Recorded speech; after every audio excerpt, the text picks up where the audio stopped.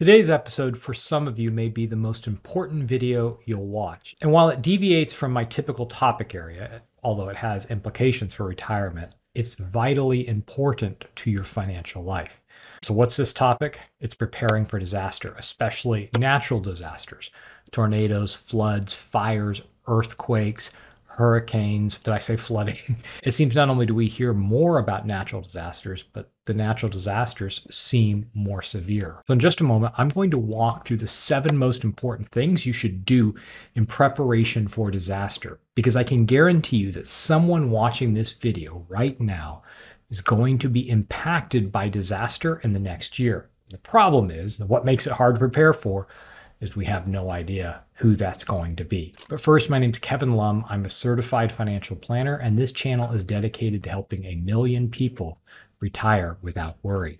As many of you know, I live in Los Angeles, California, and if you've seen the news lately, you know that we are experiencing an unprecedented disaster. And while my family and I are safe, we are closely connected to people who've been impacted. Clients have been impacted. People at our church have lost everything. And so this disaster feels personal. But like all disasters, it came out of nowhere and many people were completely unprepared. So hopefully by the end of this video, you will have a leg up on most people and being prepared for disaster. Now, one note, this video is not comprehensive. So please leave your best tips in the comment. And if you've been through a disaster, please share what you wished you could have done or would have done before disaster struck. So the first thing you need to do, and I would do this sooner rather than later, is you want to review your homeowner's insurance. And frankly, you should review all of your insurance policies. One of the tragedies from this fire in LA is that many people are realizing they're uninsured or underinsured. And I see this all the time when reviewing clients' insurance policies. If you've owned your home for a while, it is highly likely that you're underinsured because the replacement cost for your home has skyrocketed over the past few years with inflation. And having the right insurance can help protect you financially in the event of a natural disaster, but it also can just help reduce the stress and anxiety caused by the disaster. And so you want to review your policies every so often to make sure you have adequate coverage, but also to make sure you understand your coverage and your deductibles and any limitations. A lot of people, when disaster strikes, are often surprised by the limitations of their policy. It might not cover fire damage, or their policy doesn't cover earthquakes or flooding, or in fact, most do not cover earthquakes and flooding. And so you want to make sure not only you understand the coverage, but also the limitations of your policy. And that includes homeowners insurance, renters insurance, life insurance, auto insurance, health insurance. You want to understand what's covered, and you want to understand what isn't covered. And so just take some time to make sure you fully understand your insurance policies and reviewing them on a regular basis. The next thing you want to do is you want to store a digital copy of important documents. Keep a digital copy of documents like your insurance policies, identification documents, passport and driver's license, and medical records, and anything that you would want to access if something were to happen to your home, if it was to be destroyed, or if you were traveling and needed to access these things. What are the things that no matter what happens, you want to make sure you have access to? And once you figured out what those items are, make sure, if possible, that you put them in a secure digital vault. One of the articles I read in the LA Times today was about someone who found their safe in the rubble, and they got really excited and they pried it open, only to discover that it had gotten so hot in the fire that there was still a flame burning inside the safe, and everything inside of it was destroyed. Birth certificates, photos, their passport, everything that they thought was safe was destroyed. At our firm, we use Right Capital. It has a vault inside of it. And then we also use Google Drive to help keep those documents for clients. But you want to find a safe place to store everything that you might want or need to have access to in a digital format. One of the things we're doing personally is we're making sure all of our photos are in a digital format. And even things like some of my daughter's artwork from kindergarten, first grade, and second grade, partially just to free up some room in the house, but also so if anything ever happens, we have at least a digital version of the photo or of the artwork that was created. So just a few things to think about. The next thing you want to do is keep a detailed record of your belongings. Make an inventory of what's in your house, or make an inventory of your belongings, especially the more expensive items, right? Make sure you have the serial numbers, photos, and receipts for those items. And honestly, I recommend taking a video of your entire home. Just take your iPhone or your Android and just go through your entire home, videoing everything that you own, and put that video in that secure digital vault. It will make it much easier to be reimbursed by the insurance company. And honestly, it's just going to help you remember everything that's in your house. In the fog of a disaster, it's hard to remember everything that you lost.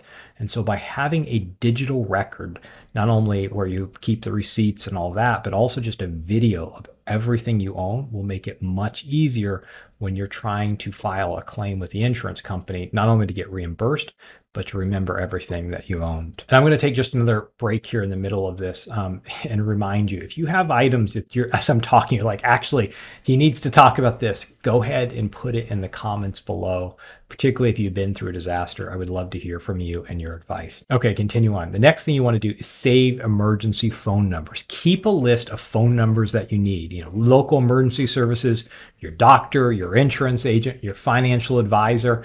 You may also want to have phone numbers of friends and family who live outside of your immediate area. Do you know everyone's phone number that you would need to reach? So if disaster strikes, do you know how to reach them? Now, in our day, most everything we need is in our phone, whether it's an Android or an iPhone, which is great. But what if the phone is destroyed in a disaster? So making sure that you have someplace a backup of all the important phone numbers and people you might need to reach, so that if disaster strikes, you're able to make contact with people. Next, create a disaster kit for your home and possibly even a backup kit for your car. My wife is becoming just a bit of a prepper, and she was going through the other night all the things that she's going to put in our go bag. Watching places that you've just been, restaurants you ate at just last week completely obliterated, helps raise your awareness level just a bit and helps you begin saying, hey, maybe we should have a disaster kit or a go bag.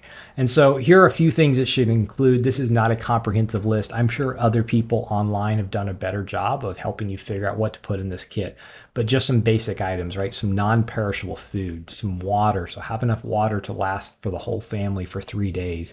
Enough non-perishable food to last at least 3 days. First aid kits and flashlights and a battery, maybe a radio and a whistle. Just basic things that you want to make sure you have in that kit, and then make sure it's in a safe and accessible place, someplace that you can get to it quickly, and just have a plan. When something strikes, we're going to grab this bag, and this is where we're going to go. And I'm sure, like I said, there are better resources, so I won't go super in depth, but make sure that you create some sort of emergency kit or emergency go bag. And the thing is, we don't know what the disaster is going to be, and each disaster has different needs. So you may end up being over prepared. If you have a fire, you might need one thing. And if there's a tornado or a flood or an earthquake or some other sort of disaster, you might need other supplies, right? So think through what are the different things depending on the possible disasters that you might end up needing. Personally, I keep a portable Starlink satellite in a giant battery pack so I can have contact with the outside world. And so no matter what happens, I can continue to post my weekly YouTube videos so you know whether you should do a Roth conversion or not. Anyway, continuing. The next thing is make a family evacuation plan and practice it together. Plan ahead for how you and your family would evacuate if you were to have an emergency. So one of the things we talked about was, what are the routes out of the city? And if one of them is blocked, what's the backup route? And where are we going to go? What place are we going to go to?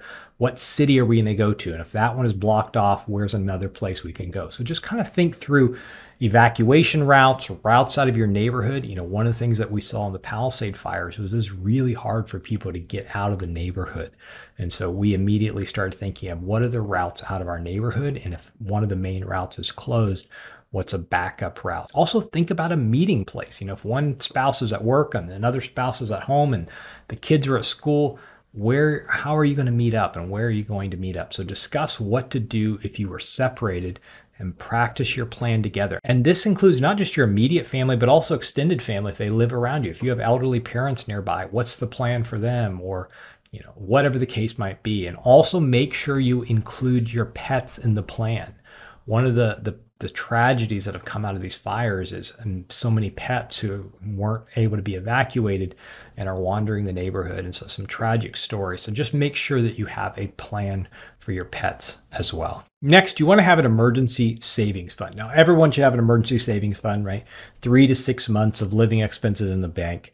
You want to have that. But that's not only what I'm talking about. I'm also talking about some real hard cash that you can take with you in the event of an emergency. And this can cover unexpected expenses such as temporary lodging and food and supplies. If there is a world where, say, the credit card networks go down because all the internet is down in the area because of a disaster, you just want to make sure that you have a little bit of extra cash just in case. And I actually have a story on that topic. When I first got out of college, I was hired to do a research project. It was a really interesting project to research faith communities' response and the impact of faith communities responding to Hurricane Katrina in Louisiana.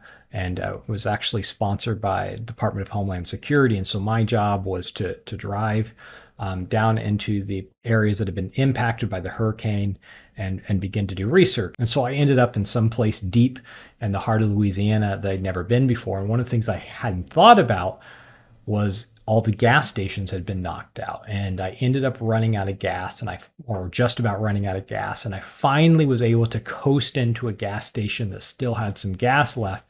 And I got out and I went to pay. And of course, the credit card systems were down. The internet was down. There's no way to run a credit card.